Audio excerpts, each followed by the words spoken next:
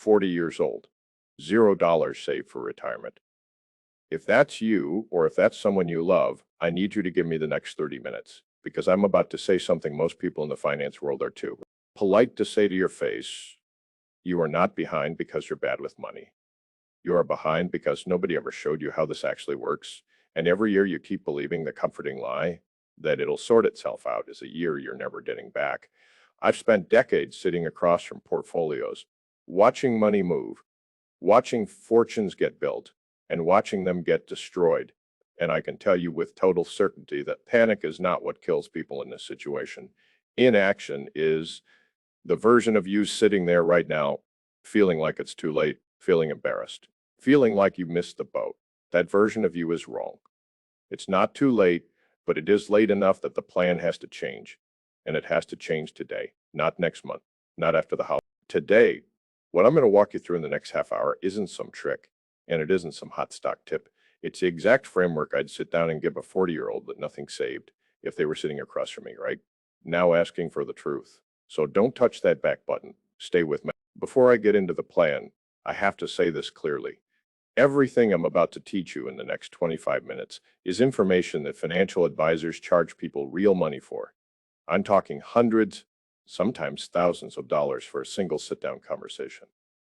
I'm giving it to you for free, right here, right now. The only thing I ask in return is that you hit subscribe before you keep watching. Not because I need the number to go up for my ego, but because I put out videos like this every single week. And if you're 40 and behind, you cannot afford to miss the next one. So take 2 seconds, hit that button, and let's get into it. Here's the first thing you need to understand, and it's going to sting a little. The reason so many people wake up at 40 with nothing saved isn't because they're bad with money. It's because nobody ever sat them down and explained how money actually works over long periods of time. You were taught in school how to write an essay and how to find the area of a triangle, but nobody taught you what happens when money sits somewhere for 20 years and grows. That's not your fault, but it is now your responsibility starting today to fix it. Let's look at the real math, because I think once you see the numbers laid out, honestly, you'll understand why panic is the wrong response and precision is the right one. If somebody starts investing $200 a month at 25 years old and gets an average return of around 9 or 10% a year, which is roughly what the stock market has done over long stretches of history, by the time they hit 65, they're sitting on close to $1 million. Most of that isn't even money they put in. It's growth on top of growth on top of growth, compounding quietly in the background for 4 decades. Now flip it. Someone starts at 40 with the same $200 a month. Same return, same 65-year-old finish line. They end up with somewhere around 130, maybe $150,000. That's a massive gap. And I'm not going to sit here and pretend it isn't. But here's what almost nobody tells you.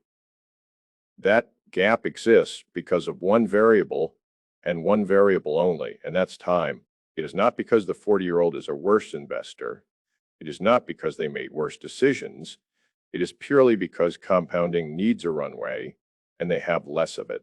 Once you understand that the entire game is about maximizing what you can control instead of grieving what you can't, everything changes. You cannot get your 20s and 30s back. Nobody can. What you can do is control 3 things ruthlessly starting today: how much you save, how you invest it, and how long you let it work without touching it. Let's talk about the first lever, because this is where I see people make the biggest mistake. And it's the opposite mistake you'd expect. Most people think the answer is to take on wild risk to catch up. They hear they're behind and their brain tells them they need some big swing, some hot stock tip, some crypto coin. Somebody mentioned at a barbecue, something that's going to 10x overnight and erase 20 years of not saving in one lucky trade. I've spent my career around markets, and I'm telling you directly, that mindset is how people who are behind end up even further behind, chasing outsized returns to make up for lost time. Isn't aggressive investing, it's gambling wearing a suit. The real answer, the boring answer, the answer nobody wants to hear, is that your savings rate matters more than your rate of return at this stage of the game. Let me say that again, because it matters. When you're 25, the rate of return is king, because you've got 40 years, for even small differences to compound into massive outcomes. When you're 40, you don't have that runway anymore, which means the lever you have the most control over isn't chasing an extra 2 or 3% in returns. It's how much of your income you're actually putting away every single month. If you can find a way to save 20% of your income instead of 5%, that single decision will do more for your future than any stock pick, any crypto trade, any get-rich-quick scheme you'll ever come across. I know that's not exciting to hear. I know you wanted me to tell you about some secret investment that's going to fix everything. It doesn't exist. What exists is discipline applied consistently starting today. So how do you actually find 20% of your income when you feel like you're already stretched thin? This is where most financial advice completely falls apart because people tell you to just cut out coffee or stop eating out, like that's going to move the needle on a real retirement gap. It won't. If you're serious about catching up, you need to look at the 2 or 3 largest expenses in your life because those are the only ones big enough to actually matter. For most people, that's housing, that's transportation, and that's debt payments. I want you to go look at your last 3 months of bank statements tonight, not tomorrow, tonight. And I want you to write down exactly what you're spending in those 3 categories. If your car payment is $600 or $700 a month on a vehicle that is worth more than a third of your annual income, that's not a small leak. That's the hole sinking the boat. If you're carrying high interest credit card debt, that is enemy number 1. Because you cannot outinvest an 18 or 25% interest rate. No stock market return beats that consistently, not even close. So before you invest another dollar, if you're carrying high interest debt, that becomes priority 1. Pay that down aggressively because every dollar you send toward an 18% interest rate is a guaranteed 18% return. And there is no investment on earth that guarantees you that. Once that's cleared, then every dollar you free up from these big 3 categories goes straight into your retirement accounts automatically before you ever see it in your checking account. Now let's talk about where that money actually goes, because this is the part where people either get scared into doing nothing or get reckless and do something stupid. If your employer offers a 401k with any kind of match, that is the very first place your money goes, full stop. No exceptions. If your company matches 50 cents on the dollar up to 6% of your salary, and you're not putting in at least that 6%, you are turning down free money. I don't care what else you have going on in your financial life. That match comes first because it's an instant guaranteed return that no market condition can take away from you after you've captured the full match. The next stop is a Roth IRA if you qualify for one based on your income. At 40 years old, there's actually an argument that a Roth becomes more valuable to you, not less, because you're getting decades of tax-free growth on money that compounds without the IRS taking a cut when you pull it out in retirement. And once you've maxed out what you can put into a Roth for the year, any additional catch-up money goes back into that 401k beyond the match, because at 50 years old, the government actually lets you contribute more than younger workers specifically to help people in your exact position catch up. That's not an accident. That rule exists because the people who wrote it understood that plenty of people find their financial footing later in life, and they built a system to help you close the gap once you're ready to take it seriously. Now let's talk about how that money should actually be invested. Because I see people your age make one of 2 mistakes, and both of them are dangerous. The first mistake is playing it too safe. They hear they're behind, they get scared, and they put everything into bonds or cash equivalents because it feels safer at 40 years old with 25 or more years until you actually need this money. Playing it that safe is almost as damaging as not saving at all because you're guaranteeing that inflation quietly eats away at your purchasing power while your money barely grows. The second mistake, like I said earlier, is going too aggressive. Chasing single stocks or speculative trades, trying to force a miracle.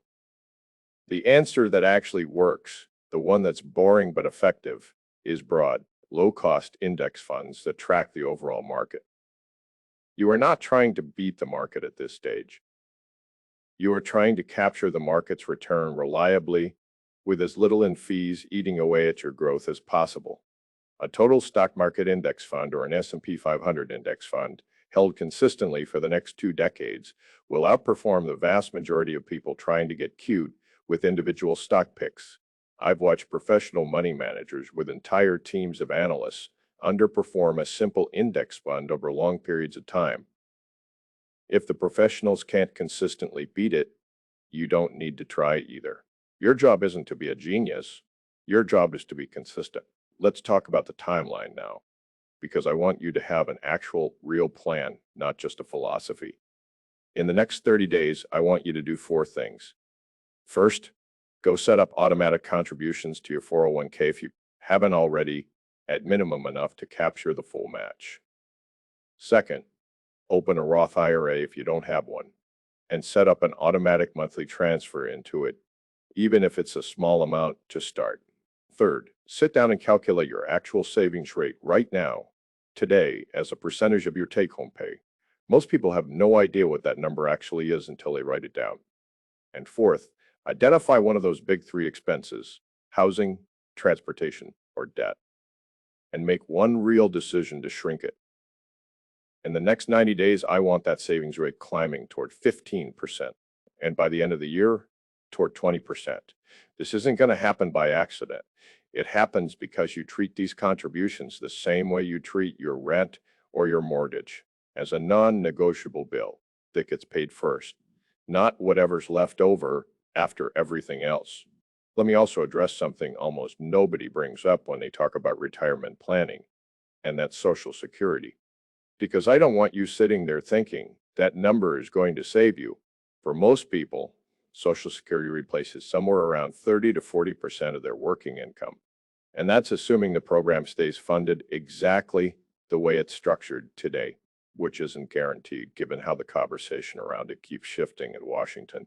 I want you to treat whatever Social Security ends up being as a bonus on top of what you build yourself, not as a pillar you're relying on. The plan I'm laying out for you today has to work, even if that check ends up smaller than projected or arrives later than you expect. Build your number assuming you're the only one responsible for funding your future, because realistically, you are. I also want to talk about something practical that most videos like this skip entirely, and that's your career itself. Because your income is your single greatest wealth building asset at this stage, more than any stock pick or fund choice. If you're 40 and behind on savings, one of the fastest ways to close that gap isn't just cutting expenses, it's increasing what you earn. That might mean asking for a raise you've been putting off, developing a skill that makes you more valuable in your current field, or taking on freelance work in the evenings for a year or two specifically earmarked for retirement contributions, not for lifestyle spending. I've seen people close a decade of lost savings in 5 or 6 years simply because they treated their earning potential as seriously as their portfolio. Don't overlook this. The stock market can only work with the money you feed it, and increasing that number, even modestly, especially when you funnel the extra straight into retirement accounts rather than letting it disappear into daily spending, accelerates everything else I've talked about today. There's one more thing I have to address, because I've watched this destroy more people than bad markets ever have, and that's panic-driven behavior. When you realize you're behind at 40, the emotional instinct is either to freeze completely and do nothing, or to swing wildly trying to fix it overnight. Both of those instincts will hurt you. I've been through market crashes that wiped out huge percentages of portfolios in a matter of weeks, and I can tell you with complete certainty that the people who came out fine on the other side weren't the ones who panicked and sold everything, and they weren't the ones who tried to gamble their way back to even. They were the ones who had a plan, stuck to it, and kept contributing steadily even when things looked ugly. The market is going to drop at some point between now and when you retire, maybe more than once. That's not a risk, that's a guarantee. What separates people who retire comfortably from people who don't isn't whether they experienced a downturn, it's whether they kept showing up and contributing through it. If anything, a downturn early in your catch-up years is a gift because you're buying more shares at a lower price. And those shares have decades to recover and grow before you need the money. I also want to be honest with you about something most finance content won't say out loud. Money isn't just math, it's emotional. And if you're 40 and behind, there's a good chance you're carrying some shame about it. Maybe you feel like you should have figured this out 10 years ago. Maybe you compare yourself to people who started early and feel like you're behind in a race you can never win. I want you to let that go right now because that shame is not useful to you. It doesn't add a single dollar to your account. What adds dollars to your account is the decision you make in the next 30 minutes after this video ends. The version of you at 65 is not going to care that you started at 40 instead of 25. They're only going to care whether the version of you watching this right now finally took it seriously. So don't spend energy grieving the years you lost. Spend that same energy building the next 25. One more piece I have to mention because it's the part people skip and it costs them the most. As your income grows over the next several years, and it likely will if you keep developing professionally, your savings rate has to grow with it. This is where most people quietly sabotage themselves without realizing it. They get a raise, and instead of increasing what they're putting away, their lifestyle expands to match the new income. Bigger house, bigger car, more expensive everything, and their savings rate stays exactly where it was, or sometimes even shrinks. If you truly want to close this gap in the next 20 to 25 years, every single raise you get from this point forward needs to send at least half of that increase directly into your retirement accounts before you ever get used to spending it. You won't miss money you never saw hit your checking account. This one habit alone, applied consistently over 2 decades, can be the difference between retiring comfortably and running out of money in your 70s. I also need to say something about healthcare, because it's the expense that quietly wrecks more retirement plans than almost anything else. And people your age rarely think about it until it's too late. The cost of healthcare in retirement isn't small, and it isn't optional. Some estimates put the average cost for a couple in retirement outside of what Medicare covers well into the hundreds of thousands of dollars over the course of their remaining years. If your employer offers a health savings account alongside a high deductible health plan and you're not currently maxing that out, you're leaving one of the most powerful tools available on the table.